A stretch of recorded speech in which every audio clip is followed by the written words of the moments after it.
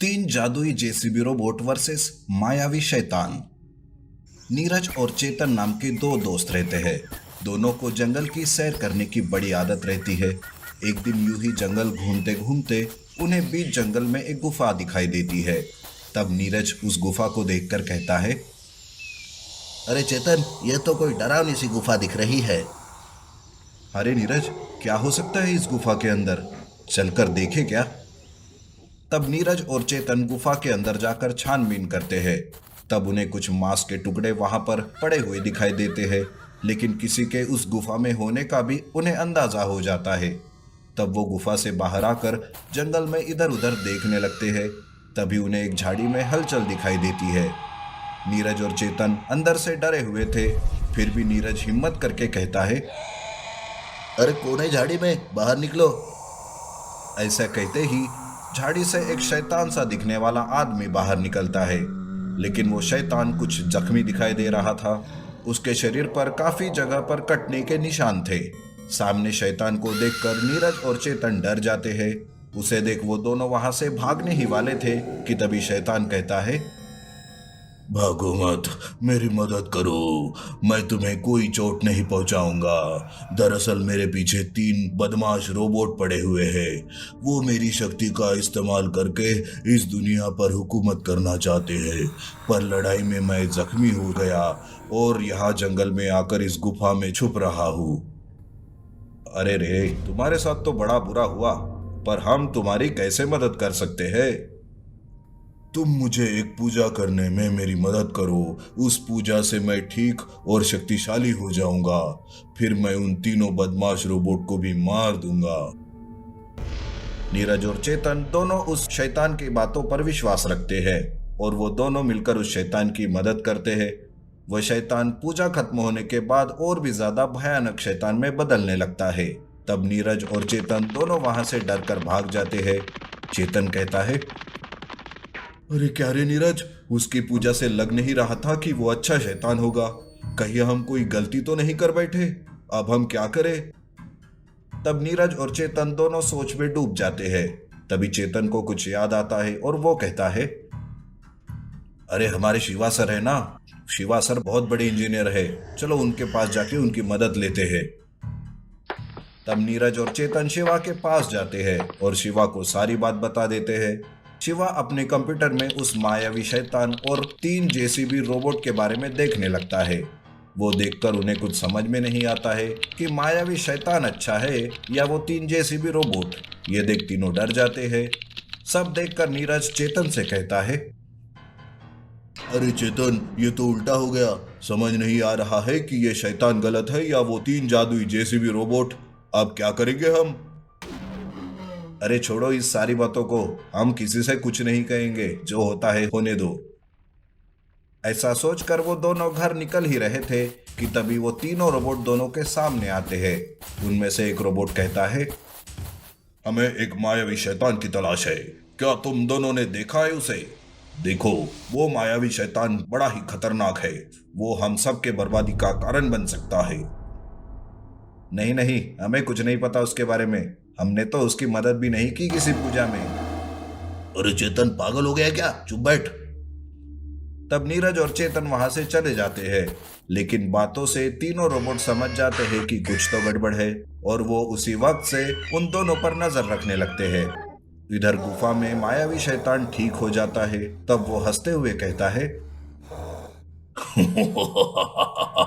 ये इंसान भी ना बड़े बेवकूफ होते हैं। अब मैं बिल्कुल ठीक हो गया। अब इस धरती पर सिर्फ मेरी हुकूमत होगी, सिर्फ मेरी। मायावी शैतान सबसे पहले जंगल को तबाह करने लगता है, जिस वजह से जंगल के सारे जानवर तितर बितर होकर भागने लगते हैं। उसके बाद वो मायावी शैतान शहर में घुस जाता है। वो शहर में तबाही मचा रहा था। उसे नीरज और चेतन देख लेते हैं। तब नीरज कहता है, अरे ये क्या, हमने जिसकी मदद की वही दुश्मन निकला। चेतन, वो तीन रोबोट सच कह रहे थे। चल उन्हें ही बुला कर लाते हैं। ऐसा कहकर वो वहां से जाने ही वाले थे कि वो तीनों जादुई जेसीबी रोबोट उनके सामने हाजिर होते हैं और वो सीधे मायावी शैतान से लड़ने लगते हैं। तब जाकर नीरज और चेतन के जान में जान आती है। मायावी शैतान और 3 जादुई रोबोट्स में लड़ाई चल रही थी। गुफा में हुई पूजा की वजह से मायावी शैतान ज्यादा पावरफुल बन गया था। वो 3 रोबोट को बराबर की टक्कर दे रहा था। तभी वो तीनों जादुई जेसीबी रोबोट एक हो जाते हैं और मायावी शैतान से लड़ने लगते हैं, जिस वजह से मायावी शैतान कमजोर हो जाता है। तभी तीनों रोबोट फिर से अलग होकर उस पर बारी बारी वार करने लगते हैं, जिस वजह से वो मायावी शैतान कमजोर हो जाता है। तभी तीनों रोबोट फिर से अलग होकर उस पर वार करते हैं, उस पर आग से हमला करके उसे जलाकर खाक कर देते हैं। तब नीरज कहता है, हमें माफ कर दीजिए। मायावी शैतान की बात पर विश्वास करके हमने आपको ही झूठा समझा। ये मायावी शैतान था ही धोखेबाज। लेकिन याद रखना दोस्त, मदद करना अच्छी बात है, पर किसी पर भी भरोसा करने से पहले अच्छे से छानबीन किया करो, समझे ना। इस तरह वो तीनों जादुई जेसीबी रोबोट वहां से चले जाते हैं। नीरज और चेतन की वजह से शहर पर आया संकट तीनों जादुई रोबोट की मदद से टल गया था। जादुई super bike versus jeep robot. जंगल में एक तांत्रिक ने एक साधु को पेड़ से बांध रखा था। वो तांत्रिक उसे बार बार मारते हुए कहता है, अरे साधु, चुपचाप खजाने का पता बता दे, नहीं तो आज तेरी जान गई समझ ले। अरे तुझ जैसा लालची मेरी जान कभी नहीं ले सकता। तू मुझ पर कितना भी सितम कर ले, मैं तुझे कुछ नहीं बताऊंगा। ये सुनकर तांत्रिक को बहुत गुस्सा आता है। वो फिर से साधु को मारने लगता है। साधु के पास भी जादुई शक्तियां थी, पर वो उस तांत्रिक पर आजमा नहीं पा रहा था। तांत्रिक की मार से साधु थोड़ी ही देर में बेहोश हो जाता है।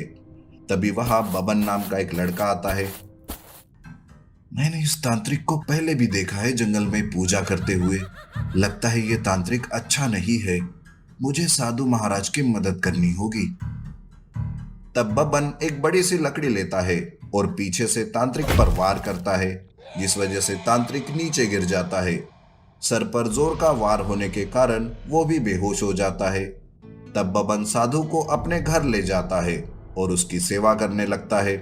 कुछ ही दिनों में साधु होश में आता है। तब खुद को अनजान जगह पर देखकर वो कहता है, मैं कहाँ हूँ और मेरी जान किसने बचाई? बेटा तुम कौन हो?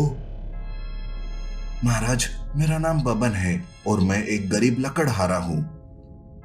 साधु महाराज बबन का घर देखते ही उसे उसकी गरीबी की हालत का पता चलता है।